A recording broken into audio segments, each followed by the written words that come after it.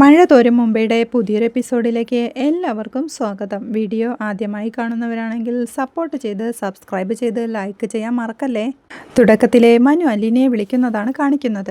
ബാലചന്ദ്രൻ്റെ ടെക്സ്റ്റൈൽസിലോ ജുവല്ലറിയിലോ ജോലിക്ക് പോകുന്ന കാര്യത്തെപ്പറ്റി മനു പറയുമ്പോഴേക്കും തനിക്ക് പാലാ ദേശത്ത് തന്നെ നിൽക്കേണ്ടെന്ന് അലീന പറയുന്നുണ്ട്. അത് കേട്ട് ഞങ്ങളുടെ നാട് അത്രയ്ക്ക് വെറുത്തോയെന്ന് മനുവോ. വെറുപ്പല്ല, പേടിയാ. എന്നെ സ്വർണ്ണക്കടയിൽ നിർത്തിയ മാഡം പറയും ഞാൻ അവിടുത്തെ സ്വർണ്ണമെല്ലാം കടത്തിക്കൊണ്ട് പോവുകയാണെന്ന്. ടെക്സ്റ്റൈൽസിൽ ജോലി തന്നാൽ പിന്നെ എനിക്ക് ഒരു ഡ്രസ്സും ഇടാൻ പറ്റത്തില്ല.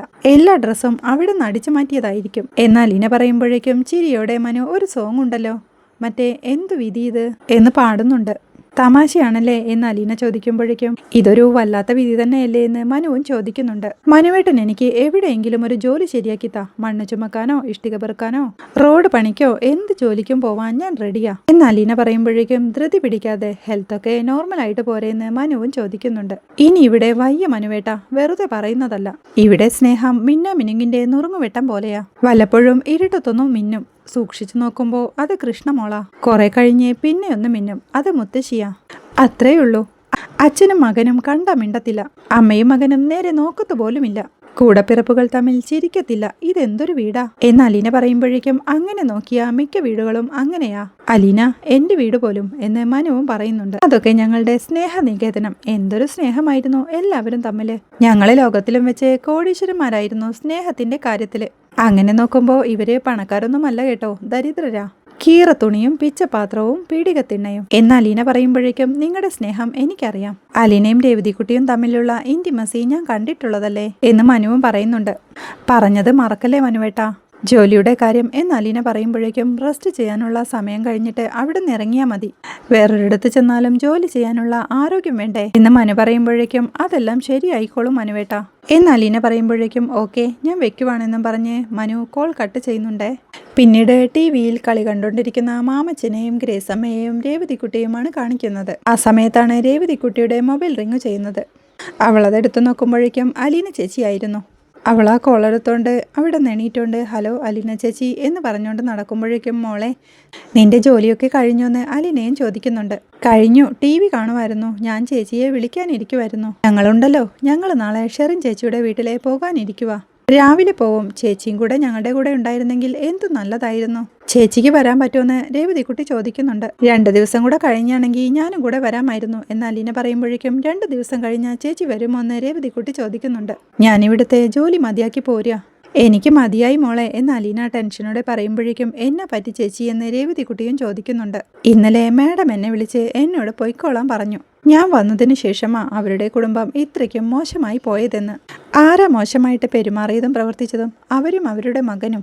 എന്നിട്ട് കുറ്റം എനിക്ക്. ഞാൻ ഇത്രയും നാളും സഹിച്ചും ക്ഷമിച്ചു നിന്നത് എൻ്റെ അമ്മയും കൂടപ്പിറപ്പുകളും മാത്രമാണല്ലോ നോർത്താ. മതിയായി മോളെ എന്ന് ടെൻഷനോടെ അലീന പറയുമ്പോഴേക്കും ചേച്ചി അവിടെ നിൽക്കണ്ടെന്നേ, ഇങ്ങോട്ട് പോരെ, നമുക്ക് വേറെ എവിടെയെങ്കിലും നോക്കാം. മാമച്ചനെങ്കിലും ഗ്രേസമാൻറ്റിയും നോക്കിയാൽ വേറെ എവിടെയെങ്കിലും ചേച്ചിക്ക് ജോലി കിട്ടും. ചേച്ചി നാളെ തന്നെ പോരെ, ഇനി എന്തിനാ ഒരു ദിവസം കൂടി അവിടെ നിൽക്കുന്നേ എന്ന് രേവതിക്കുട്ടി ചോദിക്കുമ്പോഴേക്കും എല്ലാവരോടും യാത്ര പറയണം. പ്രത്യേകിച്ച് ബാലചന്ദ്രൻ സാറിനോട്. എന്നോട് ഒട്ടും ഇഷ്ടം കാണിക്കില്ലെന്ന് വിചാരിച്ച ആളാ. എനിക്ക് ഏറ്റവും കൂടുതൽ സ്നേഹവും പരിഗണനയും തന്നതിന് ഒരു നന്ദി വാക്ക് പറയണ്ടേ. പിന്നെ മനുവേട്ടനല്ലേ എന്നെ കൊണ്ടുവന്നത്. മനുവേട്ടനോടും യാത്ര പറയണമെന്ന് സങ്കടത്തോടെ കരഞ്ഞുകൊണ്ട് അലീന പറയുന്നുണ്ട്. ആ സ്ത്രീയോട് 2 വാക്ക് പറഞ്ഞിട്ട് അവിടെ നിന്ന് ഇറങ്ങാവൂ. വേറാരും കേൾക്കാതെ വിളിച്ചു മാറ്റിയിട്ട് ആ ചെവിയിലോട്ട് പറയണം. പരട്ട പെണ്ണും പിള്ളേ, ഞാൻ ആരാണെന്ന് നിങ്ങൾക്ക് അറിയാവോ? 22 വർഷങ്ങൾക്ക് മുമ്പ് നിങ്ങൾ പെറ്റു തള്ളിയ സന്തതിയാ ഞാൻ. നിങ്ങളെ ഒന്ന് കാണാനും നിങ്ങളെ അമ്മയെന്ന് വിളിക്കാനും നിങ്ങളുടെ കൂടെ താമസിക്കാനും കൊതിച്ചു വന്ന മകളാ ഞാൻ. തൃപ്തിയായി. എൻ്റെ കൊതി തീർന്നു. ഇനി നിങ്ങളെ എനിക്ക് കാണണ്ട. പോട്ടെ. ഇത്രയും പറഞ്ഞിട്ട് ചേച്ചി അവിടെ നിന്ന് ഇറങ്ങിപ്പോരാവോ? അവര് ചേച്ചിയോട് ചെയ്തതെല്ലാം ഓർത്ത് ജീവിതകാലം മുഴുവനും നീറണം. അങ്ങനെയൊരു ശിക്ഷ അവർക്ക് കിട്ടണ്ടേ ചേച്ചി എന്ന് രേവതിക്കുട്ടി ദേഷ്യത്തോടെ പറയുമ്പോഴേക്കും വേണ്ട മോളെ, എനിക്കൊന്നും വേണ്ട. അവരെങ്ങനെയെങ്കിലും ജീവിച്ചോട്ടെ. എനിക്കവരെ ആരെയും വേദനിപ്പിക്കുകയും വേണ്ട, സന്തോഷിപ്പിക്കുകയും വേണ്ട. ഞാൻ ഏതായാലും പോകാൻ തീരുമാനിച്ചു. ഇപ്പോ മനസ്സിൽ നിന്നൊരു ഭാരമൊഴിഞ്ഞതുപോലെ ഒരു സമാധാനമുണ്ട്. അലീന പറയുമ്പോഴേക്കും ചേച്ചി ഇനി അവിടെ ജോലിയൊന്നും ചെയ്യണ്ട കേട്ടോ. ബാഗെല്ലാം പാക്ക് ചെയ്ത് വെച്ചേക്ക്. ചേച്ചി വിളിച്ചു പറഞ്ഞാൽ മതി എന്നാ പോകുന്നെന്ന്. ഞങ്ങൾ അവിടെ വന്ന് ചേച്ചിയെ കൂട്ടിക്കൊണ്ടു പോരാം എന്ന് രേവതിക്കുട്ടി പറയുമ്പോഴേക്കും വെറുതെ അങ്കിളിനെ മാൻഡിയെയും ബുദ്ധിമുട്ടിക്കേണ്ട മോളെ എന്ന് അലീന പറയുന്നുണ്ട്. അവർക്കൊരു ബുദ്ധിമുട്ടുമില്ല ചേച്ചി, സന്തോഷമേ ഉള്ളൂ എന്ന് രേവതിക്കുട്ടി പറയുമ്പോഴേക്കും മോളെ കൊച്ചി അലീനെ എന്ന് മുത്തശ്ശി അവിടുന്ന് നീട്ടി വിളിക്കുന്നുണ്ട്. മോളെ, മുത്തശ്ശി വിളിക്കുന്നു, ഞാൻ നാളെ വിളിക്കാമേ. എന്നാൽ ലീന പറയുമ്പോഴേക്കും ശരിയെന്ന് പറഞ്ഞ് രേവതിക്കുട്ടിയും കോൾ വെക്കുന്നുണ്ടേ. പിന്നീട് രേവതിക്കുട്ടി ടെൻഷനോടെ തൻ്റെ റൂമിലെ കട്ടിലിരിക്കുമ്പോൾ ഗ്രേസ് അമ്മ അങ്ങോട്ട് വരുന്നുണ്ട്. അവളുടെ വിഷമം കണ്ട് ഗ്രേസ് അമ്മ രേവതിക്കുട്ടിന്ന് വിളിക്കുമ്പോഴേക്കും രേവതിക്കുട്ടി കട്ടിലിൽ നിന്ന് എണീറ്റ് നിൽക്കണ കണ്ട് നീ എന്തിനാ ഇങ്ങനെ വിഷമിക്കുന്നതെന്ന് ഗ്രേസ് അമ്മ ചോദിക്കുന്നുണ്ട്. ഒന്നുമില്ലെന്ന് രേവതിക്കുട്ടി പറയുമ്പോഴേക്കും പറ എന്ന് ഗ്രേസ് അമ്മയും. അതെ, അലീനയ്ക്ക് അവിടെ എന്തെങ്കിലും പ്രശ്നമുണ്ടോ എന്ന് ഗ്രേസ് അമ്മ ചോദിക്കുമ്പോഴേക്കും ഉണ്ടെന്ന് രേവതിക്കുട്ടിയും. എന്താണെന്ന് പറ, നമുക്ക് എന്തെങ്കിലും ചെയ്യാൻ പറ്റുമെന്ന് നോക്കാം എന്ന് ഗ്രേസ് അമ്മ പറയുമ്പോഴേക്കും അലീന ചേച്ചി അവിടെ നിന്ന് പോവുക എന്ന് രേവതിക്കുട്ടി പറയുമ്പോൾ എങ്ങോട്ടെന്ന് സംശയത്തോടെ ഗ്രേസ് അമ്മയും ചോദിക്കുന്നുണ്ട്. എങ്ങോട്ടാണെന്ന് പറഞ്ഞില്ല, അവിടുത്തെ മാഡം ആവശ്യപ്പെട്ടു അലീന ചേച്ചി താൻ അവിടുത്തെ ജോലി ഉപേക്ഷിച്ച് പോണമെന്ന്. ചേച്ചിക്ക് ഭയങ്കര ടെൻഷനുണ്ട്, എന്തായാലും അവിടുന്ന് പോരുവാണെന്ന് പറഞ്ഞു എന്ന് രേവതിക്കുട്ടി ടെൻഷനോടെ പറയുമ്പോഴേക്കും ഇങ്ങോട്ട് വരട്ടടി, നമുക്ക് അവൾക്ക് വേറെ എവിടെയെങ്കിലും ഒരു ജോലി റെഡിയാക്കി കൊടുക്കാം എന്ന് ഗ്രേസ് അമ്മയും പറയുന്നുണ്ട്. അതല്ല ആന്റി, അലീന ചേച്ചി അവിടെ ഒരുപാട് കൊതിച്ച് ചെന്നതാ. ഓർക്കാപ്പുറത്ത് ഇങ്ങനെയൊക്കെ ഉണ്ടായത് കാരണം ഇനി അവിടെ നിൽക്കാൻ വയ്യ എന്ന് രേവതിക്കുട്ടി പറയുമ്പോഴേക്കും അങ്ങനത്തെ ഒരു വീട്ടിൽ നിൽക്കാൻ എന്തിനാ കൊതിക്കുന്നെന്ന് ഗ്രേസ് അമ്മയും. അതിനൊരു കാരണമുണ്ട് ആന്റി എന്ന് രേവതിക്കുട്ടി പറയുമ്പോഴേക്കും എന്ത് കാരണമെന്ന് ഗ്രേസ് അമ്മയും. ബ്രിജിത്ത മമ്മിയാ അലീന ചേച്ചിയെ അങ്ങോട്ട് അയക്കണമെന്ന് തീരുമാനിച്ചത് എന്ന് രേവതിക്കുട്ടി പറയുമ്പോഴേക്കും അവര് പോയില്ലേ, നമുക്ക് പറ്റാത്ത വീട്ടിൽ എങ്ങനെ ജോലി ചെയ്യുമെന്ന് ഗ്രേസ് അമ്മയും ചോദിക്കുന്നുണ്ട്. അത് ശരിയാ, പക്ഷേ എന്ന് രേവതിക്കുട്ടി പറഞ്ഞു നിർത്തുമ്പോഴേക്കും എന്തുവാടി നീ എന്തൊക്കെയോ മനസ്സിൽ ഒളിച്ചു വെച്ച് പറയുന്ന പോലെ എന്ന് ഗ്രേസ് അമ്മ ചോദിക്കുന്നുണ്ട്. ആന്റിക്ക് അറിയാത്ത ഒരു സത്യമുണ്ടെന്ന് രേവതിക്കുട്ടി പറയുമ്പോൾ ഇനിയുമുണ്ടോ രഹസ്യങ്ങളെന്ന് ഗ്രേസ് അമ്മയും. ഞാൻ പറയാൻ പാടില്ലാത്തതാ, പക്ഷേ അലീന ചേച്ചി അവിടുന്ന് പോരാൻ തീരുമാനിച്ചതുകൊണ്ട് മാത്രം പറയാ എന്ന് രേവതിക്കുട്ടി പറയുമ്പോൾ എന്താണടി പറയാൻ പാടില്ലാത്ത രഹസ്യമെന്ന് ഗ്രേസ് അമ്മയും ചോദിക്കുന്നുണ്ട്.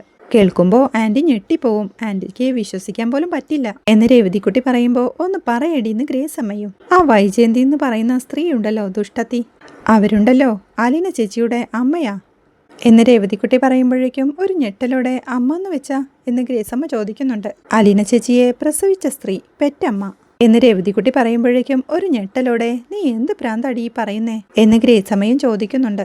കണ്ടോ, വിശ്വസിച്ചില്ലല്ലോ, വിശ്വസിക്കത്തില്ല എന്ന് പറഞ്ഞുകൊണ്ട് രേവതിക്കുട്ടി പിണക്കത്തോടെ നിൽക്കുമ്പോഴേക്കും കേട്ട കാര്യം വിശ്വസിക്കാനാവാതെ ഗ്രേസ് അമ്മയും അവളുടെ അടുത്തേക്ക് ചെന്ന് ടെൻഷനോടെ നീ പറഞ്ഞത് സത്യമാണോടി എന്ന് ചോദിക്കുന്നുണ്ട്. അല്ല, കള്ളം എന്ന് പറഞ്ഞുകൊണ്ട് രേവതിക്കുട്ടി വീണ്ടും പരിഭവത്തോടെ നിൽക്കുമ്പോഴേക്കും എടി മോളെ എന്ന് ഗ്രേസ് അമ്മ വിളിക്കുന്നുണ്ടെങ്കിലും വേണ്ട, ഇനി ആന്റി ഒന്നും പറയണ്ട, ചങ്കെടുത്തു കാണിക്കുമ്പോഴാ എന്നും പറഞ്ഞുകൊണ്ട് രേവതിക്കുട്ടി ടെൻഷനോടെ നിൽപ്പുണ്ട്. ഗ്രേസ് അമ്മ അവളുടെ അടുത്തേക്ക് ചെല്ലുമ്പോഴേക്കും അലീന ചേച്ചി എന്തെല്ലാമാ സഹിച്ചതെന്ന് ആന്റിക്ക് അറിയാവോ? സ്വന്തം അമ്മ, കൂടെ പിറപ്പുകൾ, ബന്ധുക്കൾ, എന്നിട്ടും ആരെയും ഒന്നും അറിയിക്കാതെ എന്ന് ടെൻഷനോടെ രേവതിക്കുട്ടി പറയുന്നുണ്ട്. പിന്നീട് രേവതിക്കുട്ടി പറഞ്ഞ കാര്യങ്ങളെല്ലാം ഓർത്തോണ്ട് ആകെ ടെൻഷനോടെ തൻ്റെ റൂമിലെത്തുന്ന ഗ്രേസ് അമ്മയാണ് കാണിക്കുന്നത്. അവരെ കണ്ട് നീ എവിടെയായിരുന്നു എന്ന് മാമച്ചായൻ ചോദിക്കുന്നുണ്ട്. ഞാൻ രേവതിക്കുട്ടിയുടെ അടുത്തായിരുന്നെന്ന് ഗ്രേസമ്മ പറയുമ്പോഴേക്കും കുറെ നേരമായല്ലോ എന്ന് മാമച്ചായനും പറയുന്നുണ്ട്. ടെൻഷനോടെ ഗ്രേസമ്മ മാമച്ചായ എന്ന് വിളിക്കുമ്പോഴേക്കും എന്താടി നിന്റെ മുഖം വല്ലാതിരിക്കുന്നെന്ന് മാമച്ചായനും ചോദിക്കുന്നുണ്ട്.